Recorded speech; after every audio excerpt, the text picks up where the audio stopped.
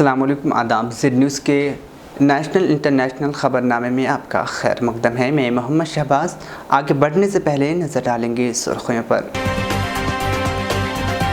امریکی صدر Joe Biden کا جرمن چانسلر سے ملاقات، کہا روس پر یوکرین کی جنگ کے بعد پابندیاں کرتے رہیں گے عائد۔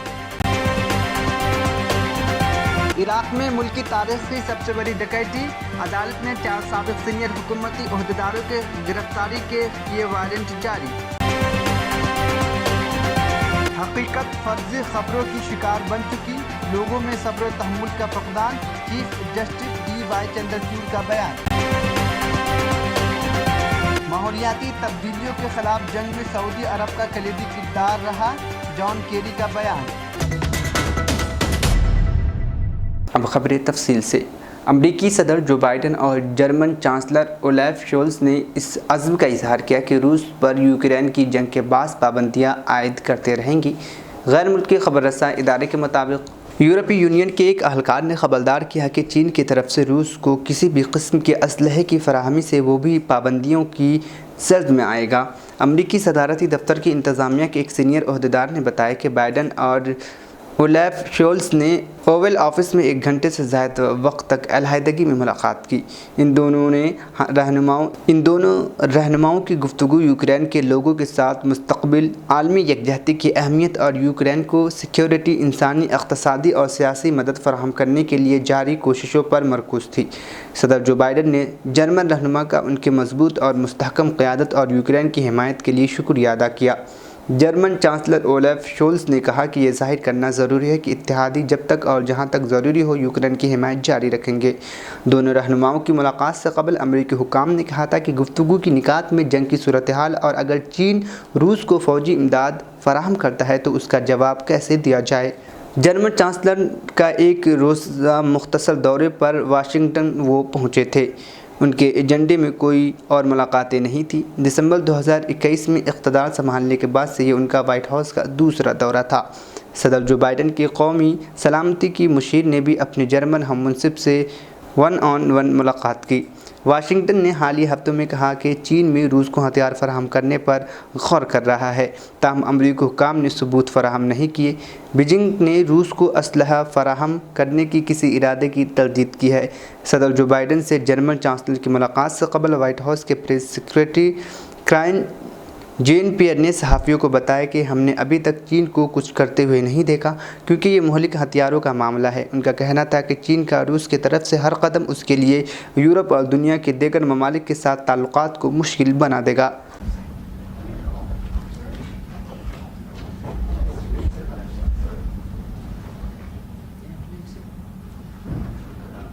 Everyone in?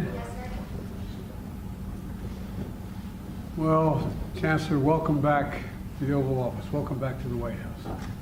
Olaf, we've done a lot changed since the last year you were here.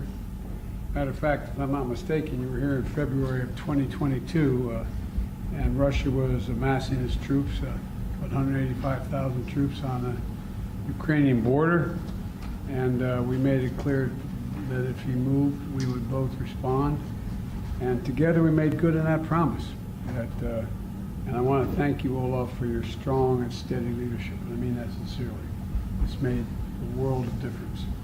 And together we made good on our promise. You stepped up to provide critical military support. And, you know, I would argue that beyond your military support, the moral support you gave to the Ukrainians has been profound. It's been profound. And you've driven historic changes at home, and increasing defense spending, and diversifying away from Russian energy sources. I know that's not been easy, very difficult for you.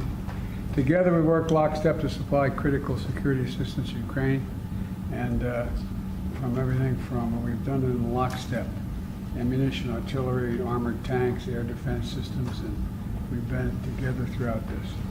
You help Ukraine meet its basic needs like food, health, heating, and you continue to give them, maintain the pressure on Putin, and it is undercutting his ability to fight this war. And so as NATO allies, we're making the alliance stronger and more capable. you've heard me say before that when I talked to Putin a couple months before that, I told him that we're more likely to get not the NATOization, the Finlandization of Europe, which he was pushing for, more likely to get the NATOization of Europe. And he's had that effect in terms of what's happened. So a lot's happened since last year. We got a lot to talk about, and I look forward to our conversation. Thank you for having me again, and I really appreciate to be back in the White House.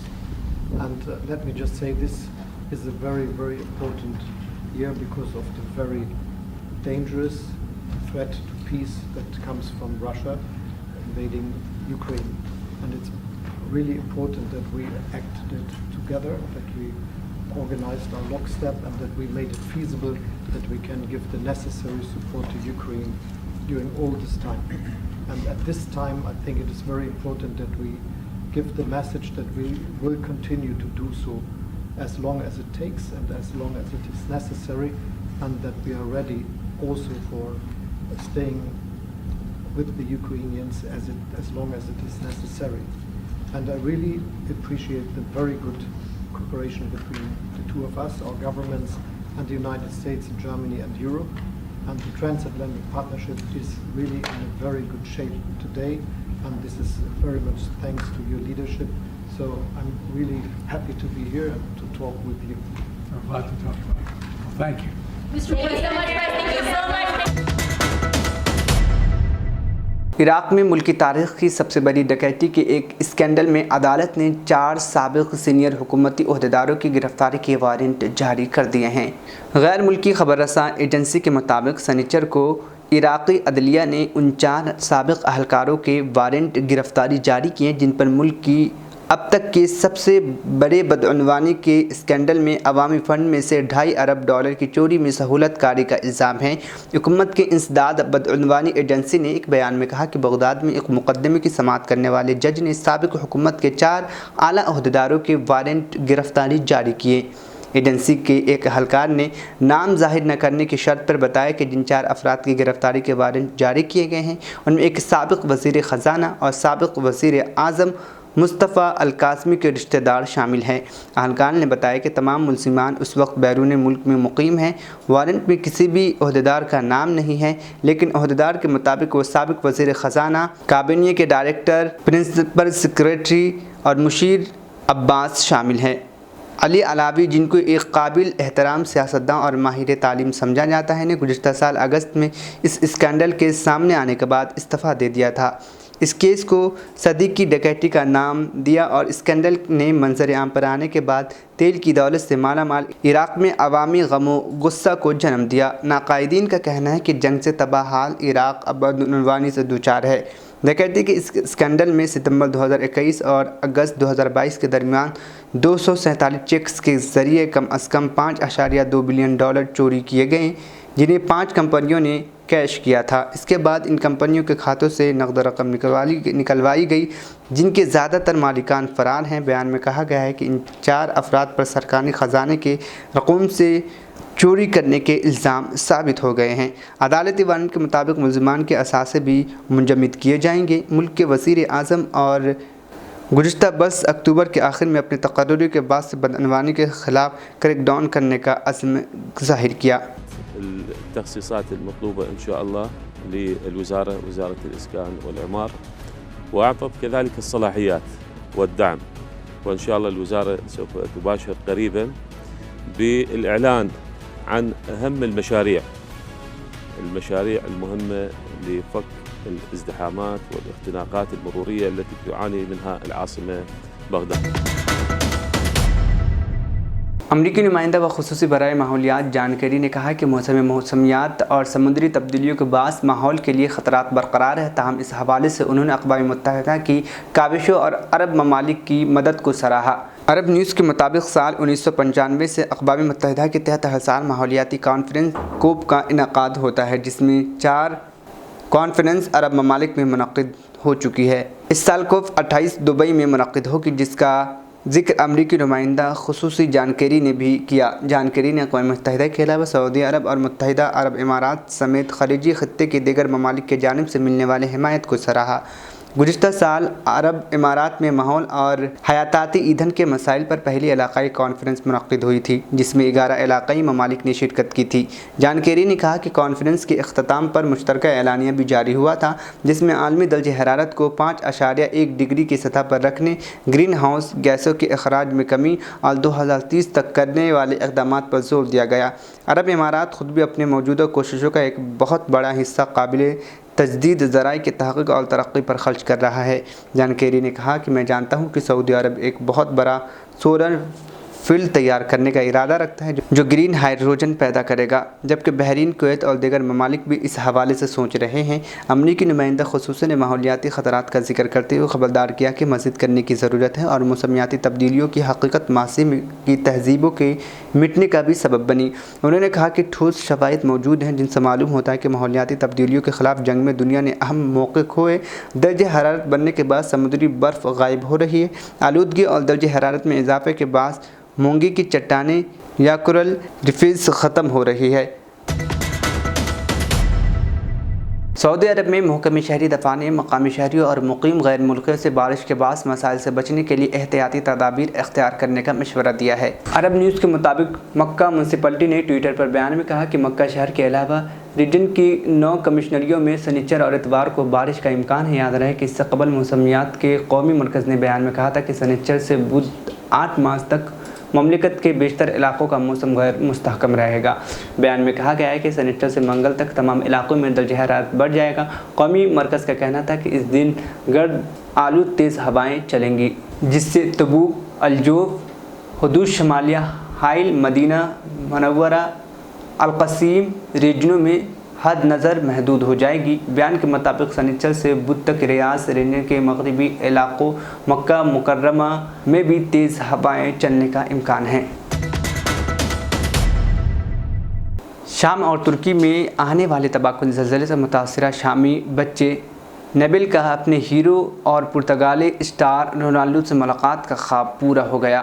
Saudi entertainment authority کے سربراہ ترکی الشیخ نے جمعہ کو شامی بچے کے Ronaldo سے ملاقات کرائی۔ شامی بچے سعودی انٹرٹینمنٹ اتھارٹی کے سربراہ کی دعوت پر رونالڈو سے ملاقات کرنے کے لیے گزشتہ دنوں اپنی والدہ کے ہمراہ ریاض پہنچا تھا۔ یاد رہے کہ 6 فروری کو جب شام اور ترکی میں آنے والے تباہ کن زلزلے میں ہزاروں افراد ہلاک اور زخمی ہوتے، اس دوران امدادی ٹیم سے بات کرتے ہوئے نیبل نے کہا تھا کہ اس کی خواہش ہے کہ سعودی فٹ بال کلب النصر میں شامل رونالڈو سے ملاقات کروں۔ کیا یہ ممکن ہے؟ امارات کا ایک صحافی امدادی ٹیم کے ایک حصے کے طور پر شام پہنچا تھا۔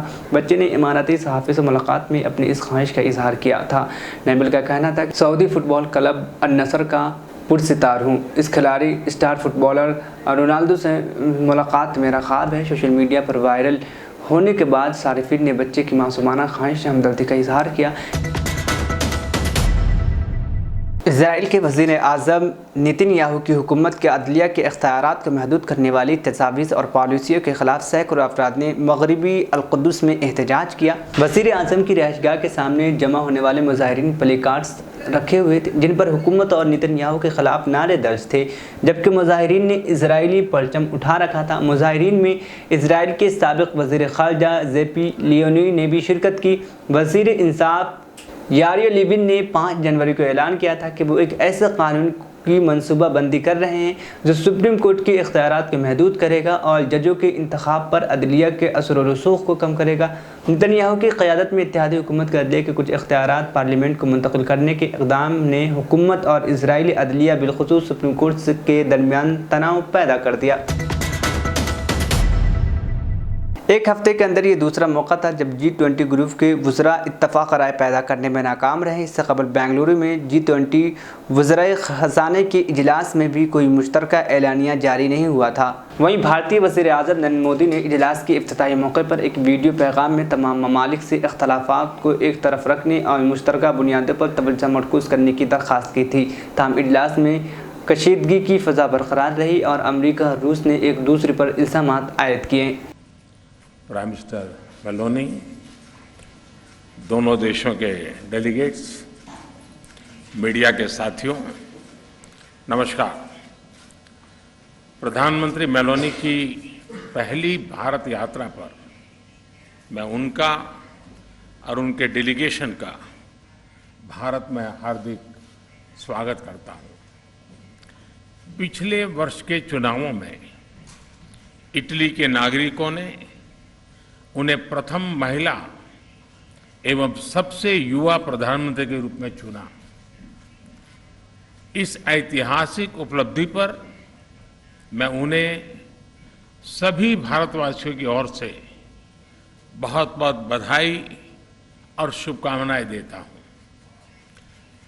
उनके कार्यभार संभालने के कुछ दिनों बाद ही बाली में G20 समिट के दौरान हमारी पहली बैठक हुई थी। फ्रेंड्स, हमारी आज की चर्चाएं बहुत ही सार्थक और बहुत ही उपयोगी रही। इस वर्ष भारत और इटली अपने द्विपक्षीय संबंधों की 75वीं वर्षगांठ मना रहे हैं और इस अवसर पर हमने भारत इटली साझेदारी को स्ट्रेटेजिक पार्टनरशिप का दर्जा देने का निर्णय लिया है। हमने अपने आर्थिक संबंधों को और सुदृढ़ करने पर नई दिल्ली की ख्वाहिश थी कि इस सदारत में होने वाले इजलास में गुर्बत के खात्मे और माहौलियाती मालियात जैसे मसाइल पर तवज्जो मरकूज़ की जाए, लेकिन हस्ब तवक्का यूक्रेन पर रूस की फ़ौजी कार्रवाई पर बहस का गलबा रहा। इजलास के दौरान अमरीकी वज़ीर ख़ज़ाना एंथोनी ब्लिंकन और रूसी वज़ीर ख़ारजा सरगेई लारोव के दरमियान मुख्तसर मुलाकात भी रही। गुज़िश्ता जुलाई के बाद ये दोनों की पहली बराह रास्त मुलाकात थी।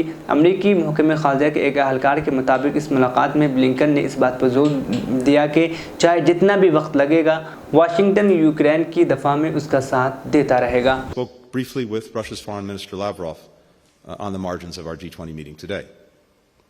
I urged Russia to reverse its irresponsible decision and return to implementing the New START Treaty, which places verifiable limits on the nuclear arsenals of the United States and the Russian Federation. Mutual compliance is in the interest of both our countries. It's also what people around the world expect from us as nuclear powers. I told the Foreign Minister that no matter what else is happening in the world or in our relationship, the United States will always be ready to engage and act on strategic arms control, just as the United States and the Soviet Union did even at the height of the Cold War. I told the Foreign Minister what I and so many others said last week at the United Nations and what so many G20 foreign ministers said today. End this war of aggression. Engage in meaningful diplomacy that can produce a just and durable peace. President Zelensky has put forward a 10-point plan for a just and durable peace. The United States stand ready to support Ukraine through diplomacy to end the war on this basis. President Putin, however, has demonstrated zero interest in engaging, saying there's nothing to even talk about unless and until Ukraine accepts, and I quote, the new territorial realities, while doubling down on his brutalization of Ukraine. Chief justice G.Y. Chandrachud ने कहा कि फर्जी खबरों के दौर में हकीकत शिकार बन गई है। उन्होंने कहा कि सोशल मीडिया के फैलाव से एक छोटी सी बात भी मंतिक की कसौटी परखने के बगैर एक जामे उसूल की शक्ल इख्तियार कर सकती है। CGI ने कहा कि आज हम एक ऐसे दौर में रह रहे हैं जहां लोगों में सब्र तहम्मुल और क़ुव्वत बर्दाश्त नहीं है, क्योंकि वो अपने से मुख्तलिफ नुक्ते नज़र को कबूल करने को तैयार नहीं है। Justice D.Y. चंद्रचूड़ अमरीका बार एसोसिएशन इंडिया कॉन्फ्रेंस 2023 से खिताब कर रहे थे, जिसका मौजू आलमगीरियत के दौर में कानून, हिंदुस्तान और मगरिब का मिलन था। CGI ने मुख्तलिफ मसाइल पर बात की, जिसमें टेक्नोलॉजी और अदलिया में इसका इस्तेमाल, बिलखुसूस कोरोना बहरान के दौरान अदालती पेशे को दरपेश चैलेंज और मज़ीद ख़वातीन जजों की तक़र्रुरी शामिल थे। Possibly no ideas of the lines along which humanity would evolve. We didn't possess notions of privacy. There was no internet. We didn't live in a world which was controlled by algorithms, and we certainly didn't have the social media. For every little thing that we do, and believe you me, as judges we are no exceptions to this, because for everything that you do, you face the threat of being trolled by someone who doesn't share your point of view. We live today in an age where people are short on their patience and they are short on their tolerance. They are short on their patience, which is a reminder to me to be brief.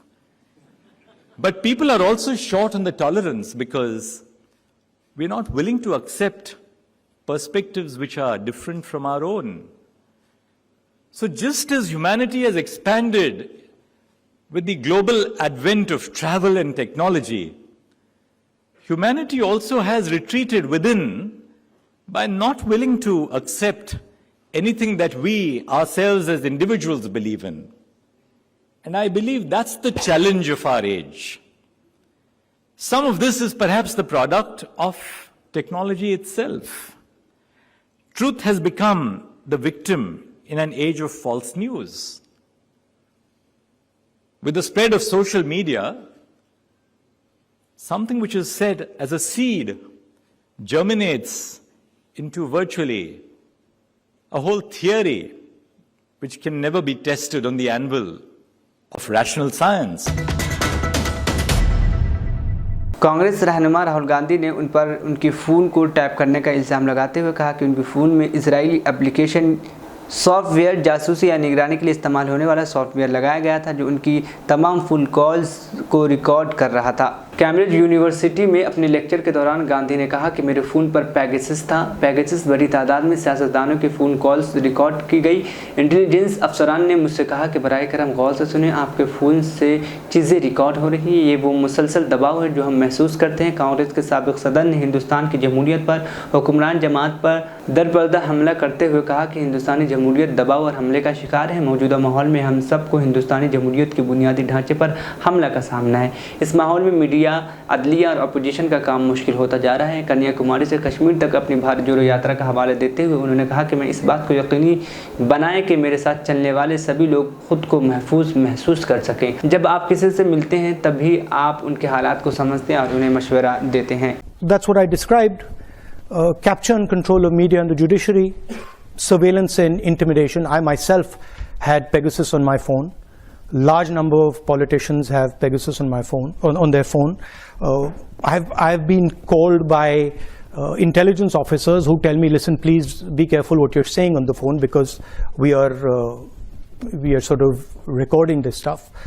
So this is a constant pressure that we feel. Cases on opposition, I've got number of criminal libel cases for things that, you know, should under no circumstances be criminal libel cases, but that's the story, right? And that's what we are trying to defend. What we found as the opposition was that it's very difficult to communicate with people when you have this type of an assault on the media, on the democratic architecture. आखिर में सुर्खियां एक बार फिर। अमरीकी सदर Joe Biden का German chancellor से मुलाकात, कहा रूस पर यूक्रेन की जंग के बाद पाबंदियां करते रहेंगे आयद। इराक में मुल्क की तारीख की सबसे बड़ी डकैती, अदालत ने 4 साबिक सीनियर हुकूमती ओहदेदारों के गिरफ्तारी के किए वारंट जारी। हकीकत फर्जी खबरों की शिकार बन चुकी, लोगों में सब्र तहम्मुल का फकदान, चीफ जस्टिस D.Y. चंद्रचूड़ का बयान। माहौलियाती तब्दीलियों के खिलाफ जंग में सऊदी अरब का कलीदी किरदार रहा, जॉन केरी का बयान। नेशनल इंटरनेशनल न्यूज़ यहीं पर इख्तिताम पसीद हुआ। मुझे दीजिए इजाज़त, फिर होगी कल मुलाकात। अल्लाह हाफिज़। रियाज इस्लामिक स्कूल, तालीमी मैदान में एक नया इनकलाब। इस्लामिक और मॉडर्न एजुकेशन की अजीम दरसगाह। 23 साल तजुर्बे के बाद तलबा और तालिबात के लिए रियाज इस्लामिक स्कूल पेश करता है हिफ्ज़ कुरान, नाज़िरा कुरान, क़ायदे के अलावा नर्सरी ta 10वीं जमात तक की तालीम का बेहतरीन नज़्म। बच्चों के लिए हॉस्टल की सहूलत, मुस्तहिक़ तलबा के लिए खुसूसी रियायत, तलबा और तालिबात के लिए अलहदा क्लासेस के माकूल नज़्म, खुसूसी computer classes, hardware and software training. बच्चों में तहरीर और तकरीरी सलाहियतों को उजागर करने के लिए हफ्तावारी प्रोग्राम। قابل اور مشفق اساتذہ کرام کی نگرانی میں بہترین تعلیم نظم. صبح 8 بجے تا شام 4:30 بجے داخلے جاری ہیں. اجلت کیجیے. Riyaz Islamic school, opposite lane, new SR petrol pump, Vattepally, Hyderabad.